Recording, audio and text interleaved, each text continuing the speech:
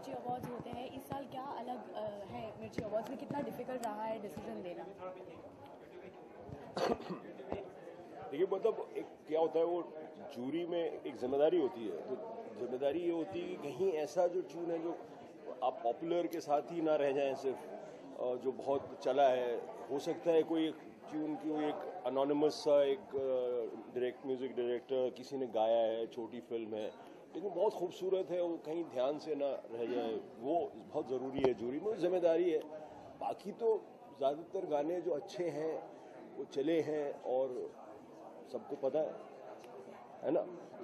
Jury में सिर्फ यही बारीकी होती है। और एक जूरी जब एक हर तरह के लोग होते हैं, एक तरफ जावेद अख्तर हैं, एक तरफ अनु मलिक है, एक तरफ प्रसून जोशी है, तो एक तरफ रमेश सिप्पी हैं, तो जतिन है, तो इन सबको पता होता है, तो सिंगर्स हैं, तो फिर एक क्वालिफाइड सा एक जजमेंट होता है।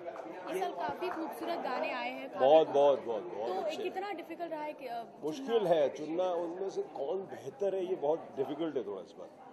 मतलब क्योंकि अच्छे गाने बहुत, और म्यूजिक थोड़ा बेहतरी की ओर बढ़ रहा है मेरे ख्याल से।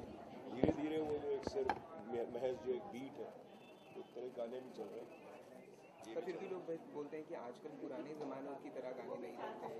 हाँ, लेकिन नहीं बनते क्योंकि एक तो लफ्ज़ों खूबसूरती थी, एक अंदाज था कहने का, मजरू साहब का कहने का अंदाज था। मिसाल के तौर पे जैसे इश्क का बयां करते हैं, तो हम थे तुम थे और समा रंगीन, समझ गए ना, जाते थे जापान पहुंच गए चीन, समझ गए ना। तो इससे बेहतर इश्क का बयान शायद ही है। तो वो जो एक टेढ़ापन है, एक तिरछापन है, सीधे ना कहना, एक अंदाज, वो थोड़ा आजकल बड़ा डायरेक्ट होता जा रहा है। सीधे सीधे मैं तुमसे प्यार करता हूँ, तुम क्या करती हो, मैं ये करता हूँ, मैं जब भी लेना चाहता हूँ, ये इस तरह का हो गया है। यो यो यो 26 जनवरी पास आ रही है, तिरंगा लहराने की क्या मायने आपकी जिंदगी में? लहराने का मतलब है जिम्मेदारी। लहराने का मतलब है कि आपको पता होना चाहिए कि जो ये रिपब्लिक है ये आपकी है। आपको किस तरह से सियासत कंट्रोल करती है ये जानना ज़रूरी है। दिमाग अपना, कई फिल्म इंडस्ट्री में बहुत लोग कहते हैं दिमाग घर पे रख के आइए, मत रख के आइएगा, ये मैं कहना चाहता हूँ। क्योंकि अगर आप दिमाग घर पे रख के आने की आदत पड़ जाएगी ना, तो जब वोट करने जाओगे तो भी भूल जाओगे उसको घर पे। तो थोड़ा it's cool to be political, don't worry. And the kids are realizing this today because their parents had conned them. So the kids are much better today. They've realized. One last question for our special show. क्या सलमान को politics join करना? नहीं। Let's be fun. तो क्या कुछ बातें हुई आज, क्या कुछ डिस्कशन हुआ कि किससे क्या? बस डिस्कशन तो ये हो रहा है कि भाई आप जानते हो कि radio Mirchi awards have become very very strong in terms of deciding कौन एक्चुअली विनर है। एक्लेक्टिक मिक्स है ऑफ जावेद अख्तर साहब, सुधीर जी, इरशाद कामिल, सूरज बरजाटिया, सुभाष घाई, रमेश सिप्पी एक तरफ, यू हैव अलका जी, कविता, साधना एक तरफ, Shailendra Singh is there, you have Adesh, Raju Singh, Lalit ji, Prasoon Joshi, मैं। तो मिल मिलाकर ये एक ट्रेमेंडस डिस्कशन होता है कि किसको अवार्ड दिया जाए और क्यों। One thing very good about it, this is nothing personal. जिसने अच्छा गाया या जिसने अच्छा कंपोज किया, फीमेल मेल या best album of the year, क्यों? पॉपुलैरिटी की बात भी होती है, बट एक मैंने चीज़ नोटिस की अमंगस्ट आवर जूरी मेंबर्स भी, हम लफ्ज़ों पर भी ध्यान देते हैं। We are trying to encourage, radio Mirchi awards trying to encourage some great words, great tunes, melodies back. बहुत अच्छी अच्छी मेलोडीज मैंने सुनी इस बार। I've loved the music of Ashiki. I've loved the music of I've loved Hani's Lumi dance very very much. Very infectious. There has been Ranjana, there has been Lutera also, which has had a different score. There has been Kaipoche, which has a very different score. और भी बहुत popular films हुए हैं, I mean without naming them. तो we are discussing कौन सी film को award दिया जाए, क्यों दिया जाए, and लाइफ टाइम अचीवमेंट भी क्यों देते हैं हम लोग। We are honoring musicians who are unsung, जिनके बारे में कोई जानता ही नहीं है। गाने सिर्फ संगीतकार और लिरिक राइटर के साथ म्यूजिशियन भी बनाते हैं, इन द सेंस कि अगर वो बजाए नहीं तो वो गाने बने नहीं सकते। उनमें से भी ऐसे म्यूजिशियंस हैं जिनके बारे में आप जानते ही नहीं हैं, हम उनको भी फोरफ्रंट में लेके आते हैं। ये अवार्ड्स म्यूजिक के लिए काफ़ी सीरियस है, तो इनके मुकाबले जो बाकी के जो अवार्ड शोज है, स्क्रीन हो या फिल्म फेयर हो, वो म्यूजिक के लिए कितना अहम है? वो भी अहमियत है, क्योंकि उसमें भी जो मेंबर ऑफ जूरी होते हैं म्यूजिक वर्ड के होते हैं, भी अच्छा eclectic. There is a award, I mean when you see Filmfare, you have people from all walks of life in the film industry. So they also decide, and you cannot deny the popularity of Filmfare, which is outstanding. हम लोग तो बचपन से हम लोग बड़े हुए में वन एक ऑस्कर और एक फिल्म फेयर, हमने 2 ही अवार्ड के नाम सुने थे. उसके बाद अब जितने भी अवार्ड्स आए, you know what I'm saying?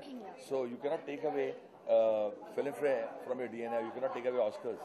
But yes, this award, Radio Mirchi, is a nice idea when it is only for music and with the people who create music being involved. I think that's a great concept. अनुज, आपसे आखिरी सवाल करना चाहेंगे. 26 जनवरी पास आ रही है, तो झंडा लहराने के क्या मायने आपकी जिंदगी में? बहुत बड़ी बात है. आप तो मतलब this kind of emotion can not be described. आपके हाथ में जब आप झंडा लहराते हैं, उस वक्त जितने भी सैक्रिफाइसेस हमारे army, navy, from all walks of life, आम जनता who love India. For example, मैं जब अपने गाने बनाता हूँ, आपने नोटिस किया होगा मेरे हर गाने में कहीं ना कहीं हिंदुस्तान के बारे में बात आती है. राइट फ्रॉम द टाइम जब हमने जुड़वा की थी, ईस्ट और west, India is the best, या फिर बॉर्डर के गाने सुन लो, संदेश से आते हैं, या आप LOC कारगिल के गाने, सीमाएं बुलाएं तुझे चल रही, आप रेफ्यूजी के गाने सुन लो. सो आई थिंक बहुत मायने रखता है. To me I would just salute to the greatest country ever in the world, India. Thank you so much sir. ऊपर टॉपिक में ना गाइस, क्विक ओनली 2 मिनट्स.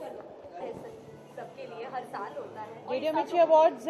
हमारे हम म्यूजिशियंस के लिए बहुत ज़रूरी है, बहुत इम्पोर्टेंट अवार्ड है,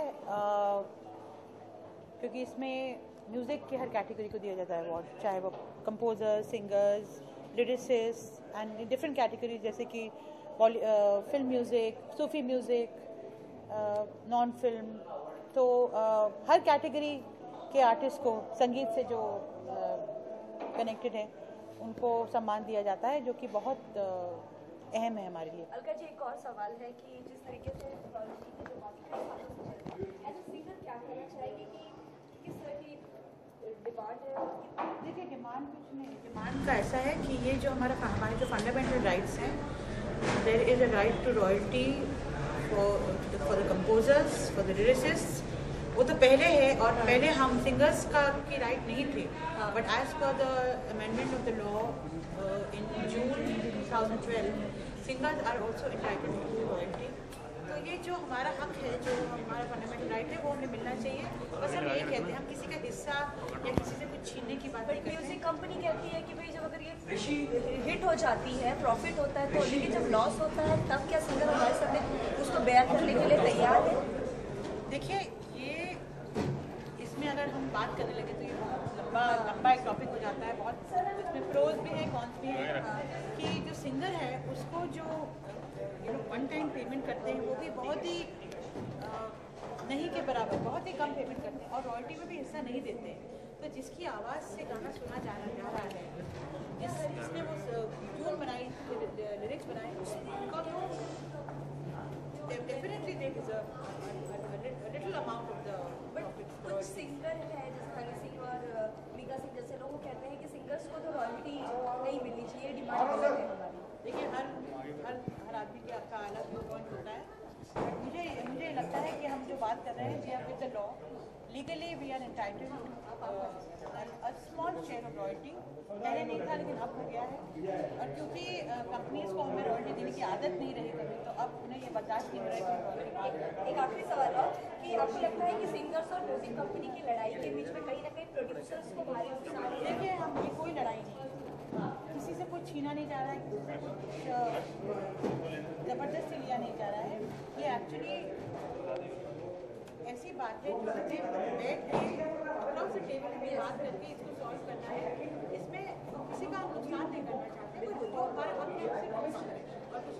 इसका जो कानूनी तौर पे एक लॉ है जो कॉपीराइट और रॉयल्टी, हाँ, जो उसी के हिसाब से हम चलते हैं.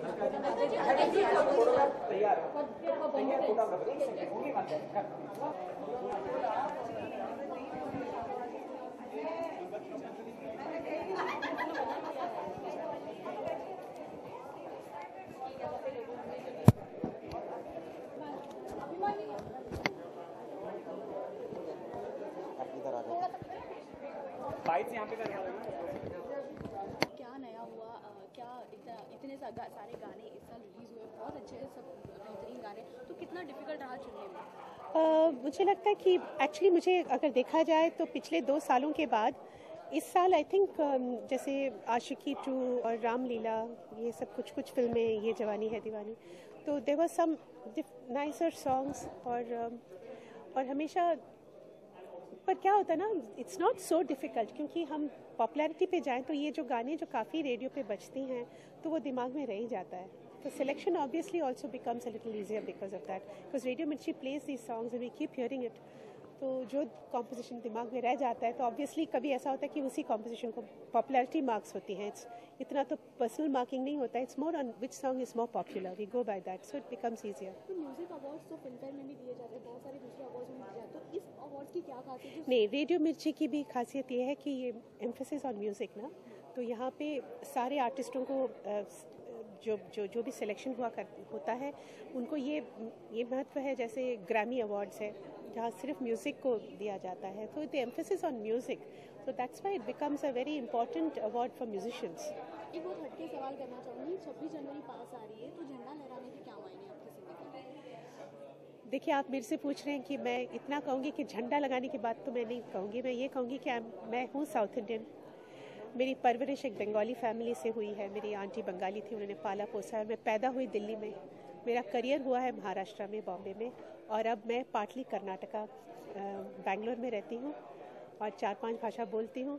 तो मुझे लगता है कि मैं हिंदुस्तानी हूँ और मुझे कोई प्रांत या कोई स्टेट से लगाव नहीं है, मुझे सिर्फ हिंदुस्तानी होने से लगाव है।